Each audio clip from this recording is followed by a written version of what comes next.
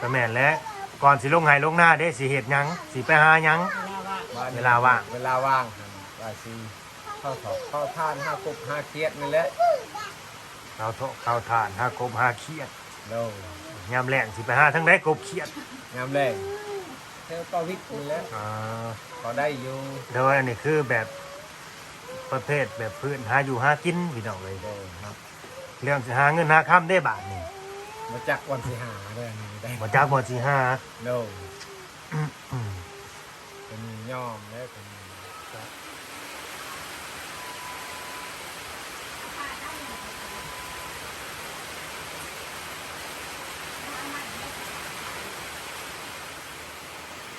ฝนตก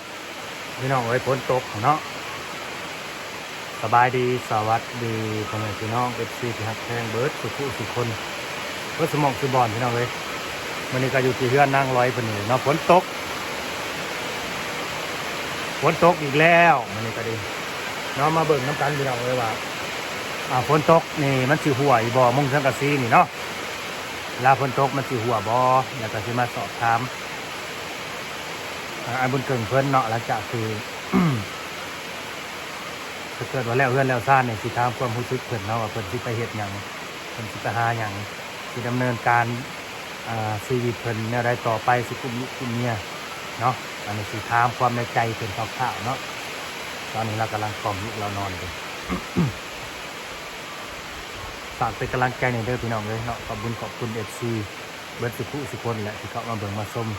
แต่ว่าเรื่องเพื่อนซ่านกับมื้อนี้โจ๊ะเนาะสร้างบ่อยู่สังกะสีกับบ่พอพี่น้องเอ้ยแป้นแอมกับบ่พอตอนนี้มันแฮงเพิ่มเข้าไปอีกแล้วเนาะก็พาเบิ่งนํกันก็สิบ่พอจักแป้นแอมนี่ก็เลยเนาะ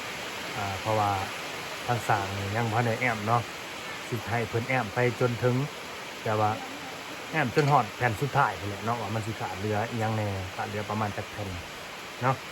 ไปมองอะไรห่างพี่น้องเอ้ยเนาะเดี๋ยวจังไปสัมภาษณ์เพิ่นพร้อมๆกันฝนตก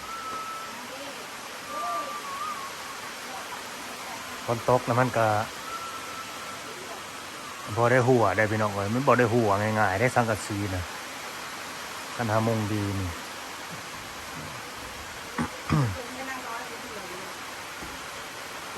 บานประตูเฮาก็พากันเก็บขึ้นมาไว้เทิงแล้วพี่น้องเอ้ยเนาะเก็บขึ้นมาไว้เทิงแล้วแต่ว่าไม่ห้านาทีพ่อบอกอันนี้ พออันที่เป็นพ่อกับพ่อเนี่ยเราแอบไปขอเลยตัวของถังประมาณตัวที่โตเนี่ยเป็นระเบียง กำลังส่องลูกเพิ่นนอน แล้วก็ซื้อเงินมาได้ พนากับแม่กับลูกแขนเช็ดครับ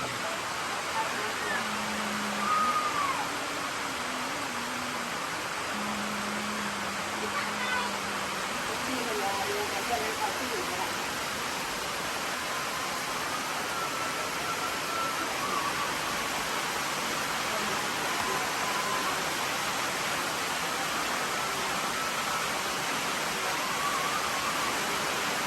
สบายดีบ่ล่ะ กล่อมลูกโลดกล่อมลูกสิมาเบิ่งจะกล่อมลูกนอนแล้วอย่ามาเลี้ยเบิ่งได้บุญนี้นอนโลด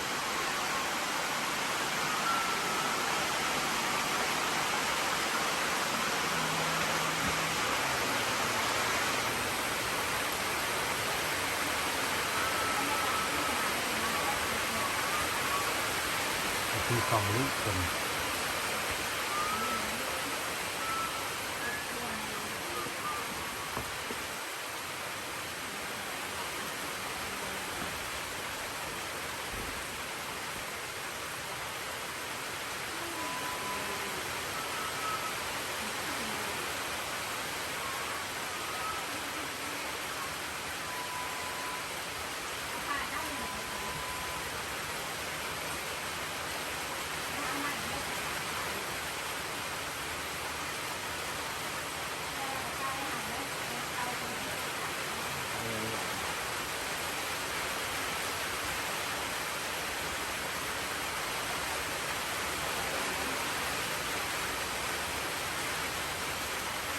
ที่รับ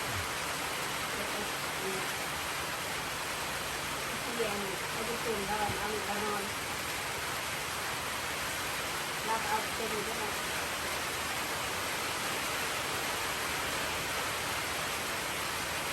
มันเหนื่อยเชื่อเนี่ยโดนโทษอีกแล้วทีนี้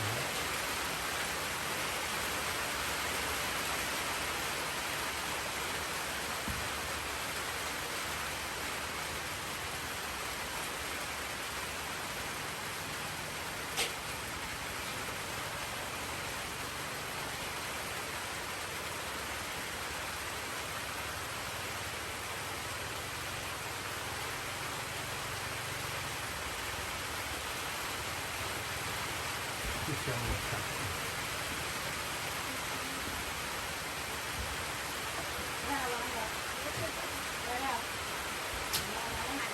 เรือเคยเนาะนะเนาะ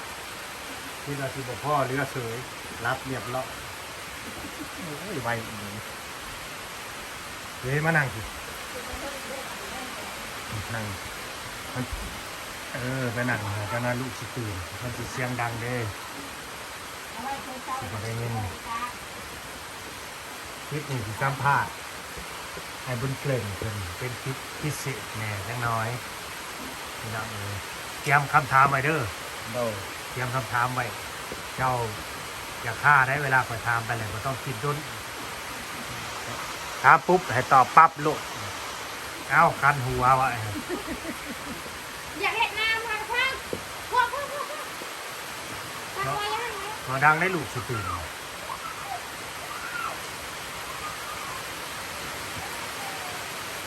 เมื่อยบ่สักผ่าน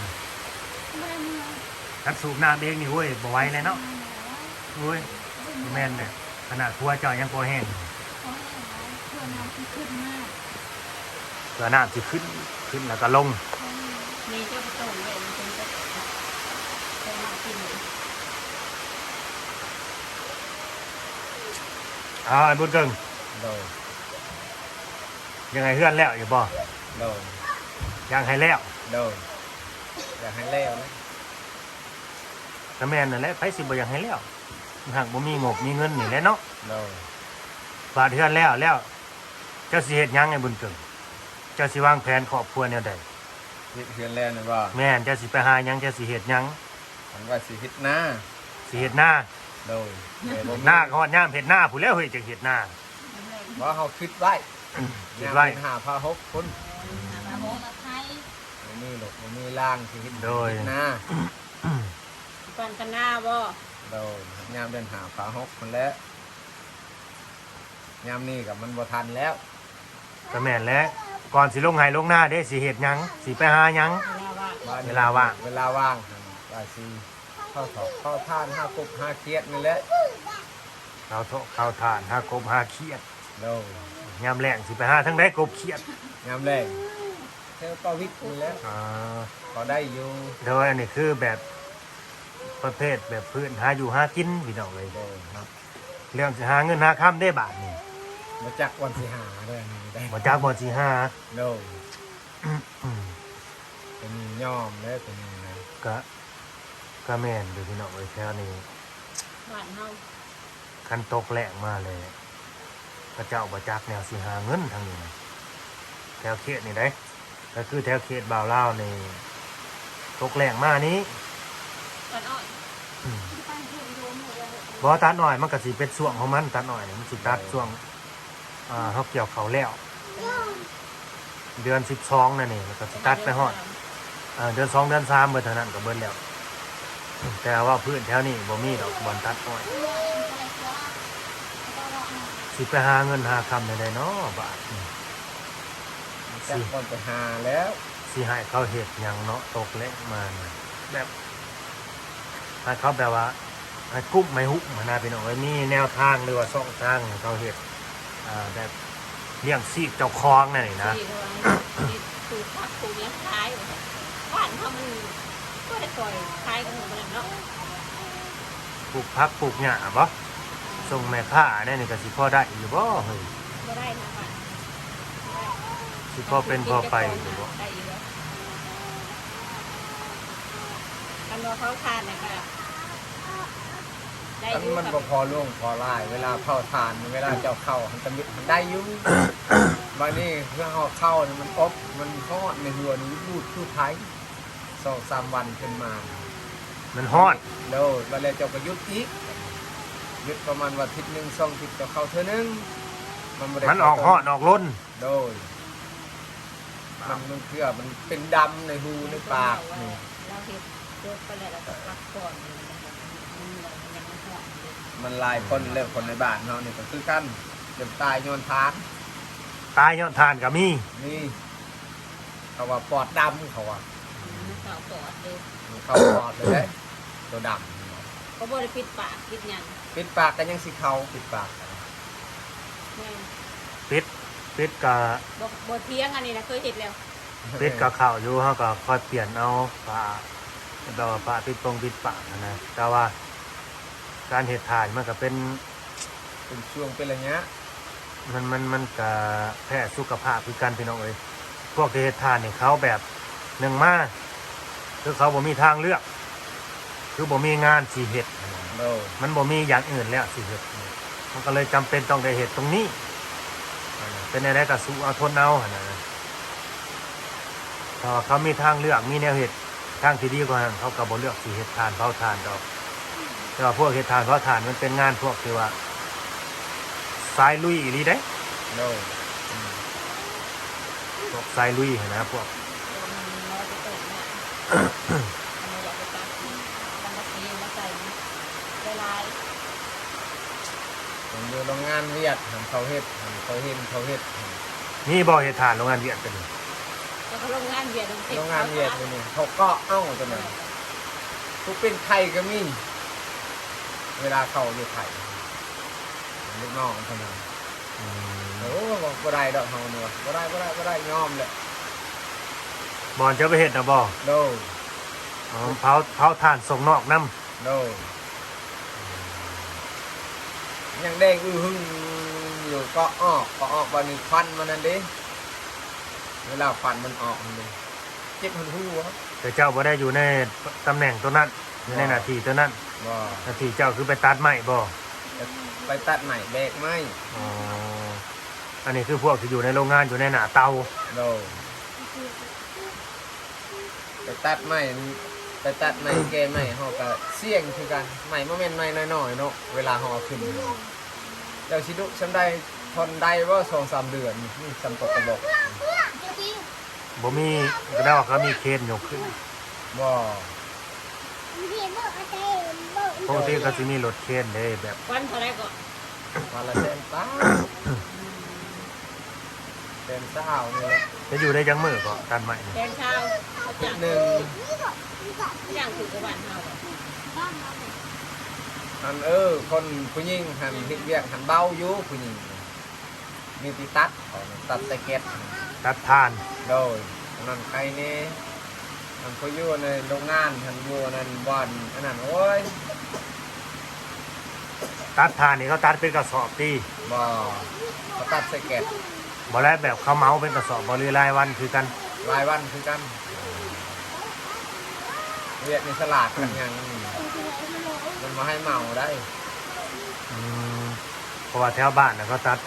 เขาเมาเอาเป็นกระสอบละ 10,000 ตัดก็ใส่เครื่องตัดตี ใส่เครื่องตัดอยู่แล้ว นั่งแล้วก็ใส่เครื่องมันสิเป็นแบบ คือโต๊ะเขาซอย จัด ให้ แม่นโต๊ะซอยหั่นแหละตัดบ่ดีก็ตัดในมือเจ้าของนำ โน่ เท่านั้นน่ะ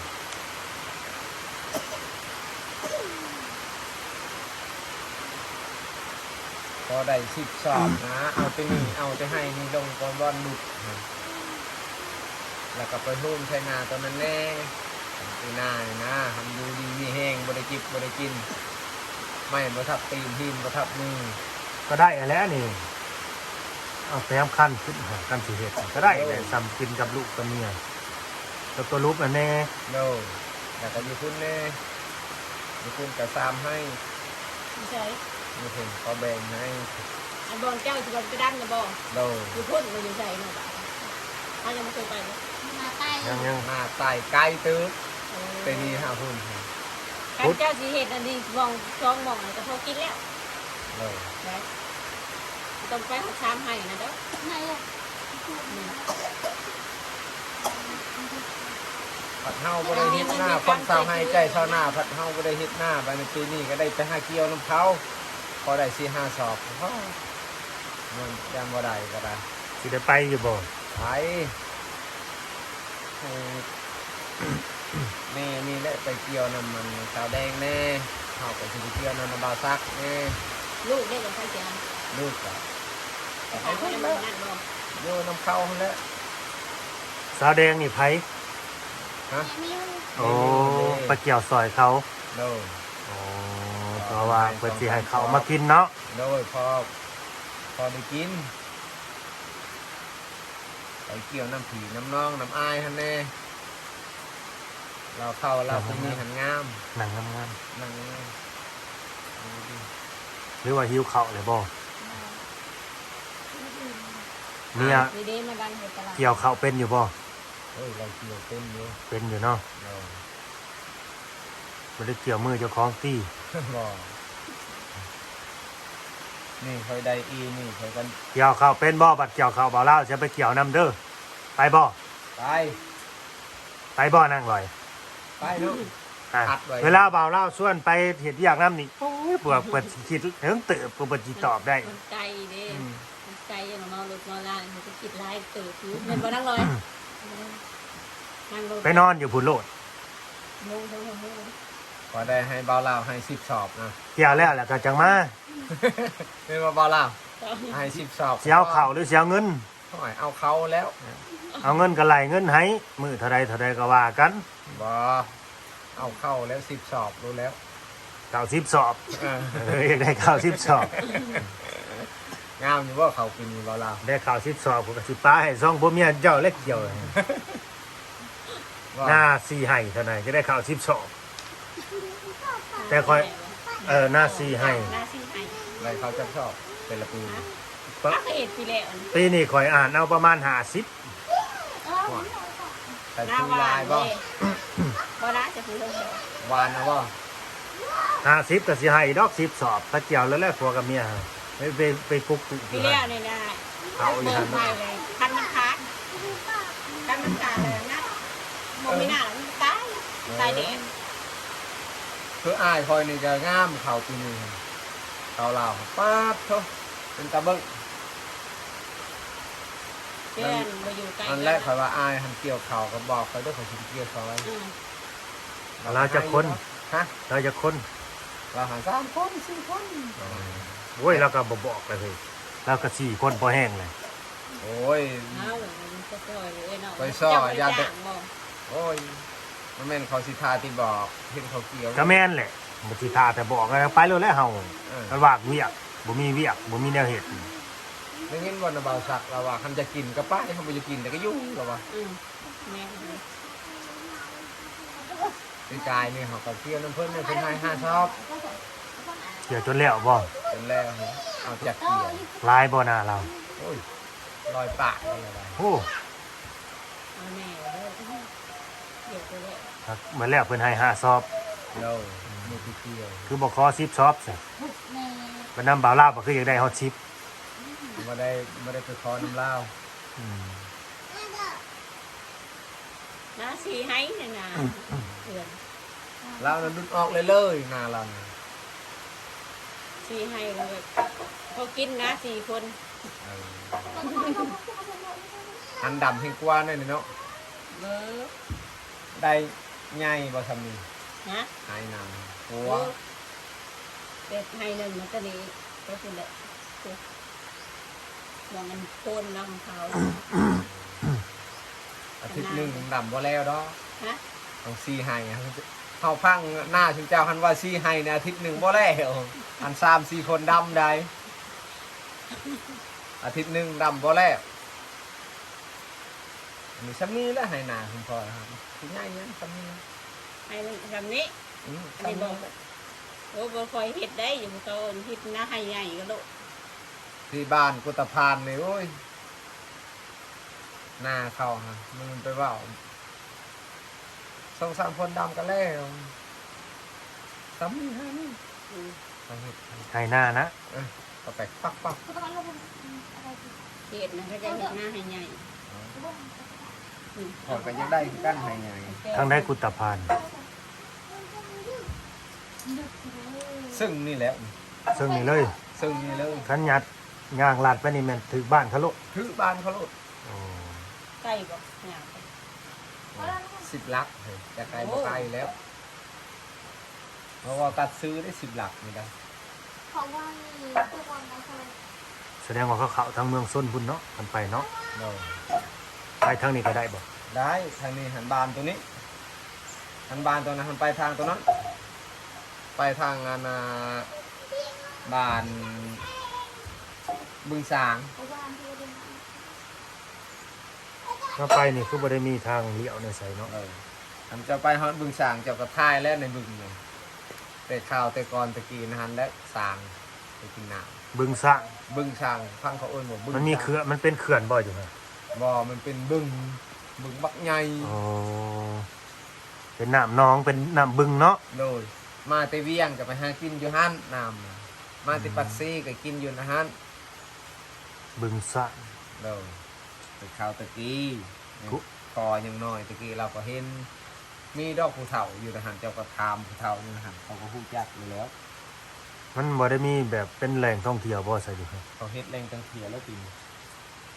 เขาช่วงเพื่อก็อยู่นะฮั่นแล้ เอ ว อ น้ำบ่ได้ขาด คนหลอก เขาให้หาปูหาปลาอยู่บ่อยู่ฮะ บ่ได้ เดี๋ยวเรา บ่กล้าบ่ มันแม่นบ่กล้าเข้ามาให้ลงน้ อ๋อมันเป็นแบบข้าวโนหลักไว้เนาะ ำโดยมันเป็นบึงสางเด้ เร็ว ปูปลาคือสิร้ายสักคำว่าเนี่ยน่ะ ลายอยู่ เป็นอนุรักษ์ไว้บ่ให้หา มีฮอดเจ้าที่นำผู้ประจักษ์ อยู่ข้างในวะ โอ้บ่เว้าแล้ว พวกกระเบียนนั่นเขากล้าลงเลิกมันจะร้ายเสร็จแล้วก็กินแล้ว มันเข้ามาที่บึงสร้างทำความไป มันไปอยู่ในเฮือนนานๆเด้เฮือนกับบอลจะหวานเฮือนลูกซีฮะ อืม มันมีเส้นทางเห็นว่าเขาจะเรียนนะ ลูกสี่ด้วยลูกหา ลูกหาบ่หรือลูกซี ลูกหา ลูกหาบ่แล้วก็มันมีกกไม้อยู่นะฮะนั้นกกไม้แล้วก็มันย่างเขาเอิ้นว่ามันหักแล้วเอาไม้น่ะมันเสียบใส่เลยนะฮะ เพื่อลูกหาในใส่ มาสู่วันทันเด อ๋อ จะว่าลูกสี่ติ ลูกหาคน ตะกี้ทำนี้แล้วไหมยังแต่ว่าเดี๋ยวนี้ไหมนะครับไม่มีใครตัดได้กบเผาอันนั่นแหละเขาเอาหลักไว้ เจะอ้อนจะดินเราลูกหานี่ดินเรางามดินเราขวง เป็นหยังคือหัวนั่งไว้บัดนี้อยู่นั่งอยู่กับหัวลมณ์ดีแท้ แล้วเพราะเราอ่ะ ถึงผ่าลงนั่นปกอันน่ะบ่อันนั้น บอกว่าเนี่ยมาจมแต่หิวเขา โอ้เจ็บ โอ้ยเขาบุได้สิมาแนมแล้วแนมอีกดังไฟถ่ายยังบ่เห็นอยู่ เพื่อเขาสิไปหาหน่อไม้ เออ เขาแม่นว่าไปเก็บเอา เมื่อแล้วมากเยอะมากเลยท อืม เขา เพื่อชิเลาะหันเลาะนี่อี ำ ก เห็นเลยหลอกไปค่ะ หน่อไม้ก็หาปลาก็หาติเดียวนี่ หามัดอะไรมันนี่ เอามาเบิดเนาะ เอามามัดเห็ดหอมเอามามัดอะไรมันนี่ หอยน่ะได้อยู่บ่หอย หอยฮะไปเมื่อนั้นบ่ได้ซับบ่ได้ซับเมื่อนั้นซับไปได้สาว บัดจะไปเมื่อไหร่เขาเดียวมันคือได้หลาย ๆจังหวะเขาก็เงิดคือกัน บัดตั้งใจไปสิเอาหลายๆผัดบ่ได้ บ่ได้ โอ้ย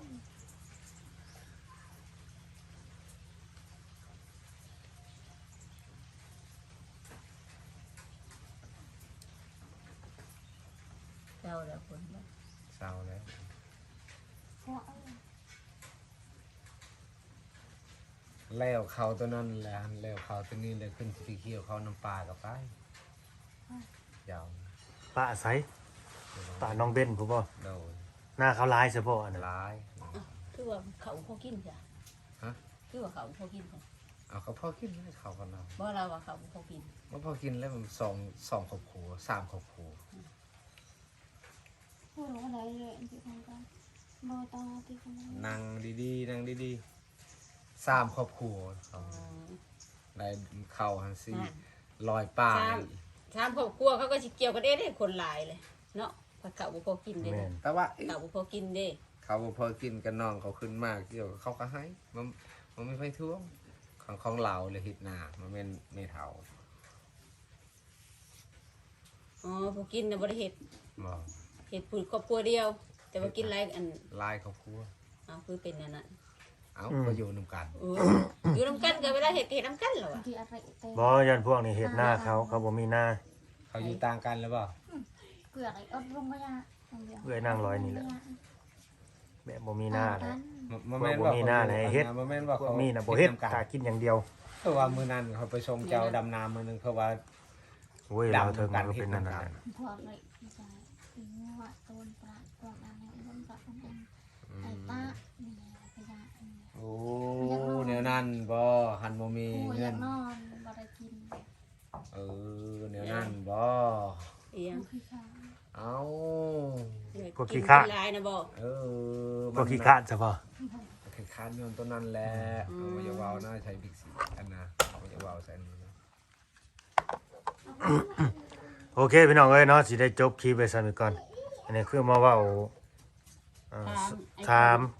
เฮ็ดเฮือนแล้ว ความรู้สึกเพิ่น แล้วเพิ่นสิไปเฮ็ดหยัง ตั้งน้ำให้แม่กินซะบ่อะน่ะ เดี๋ยวเอาอีกเลย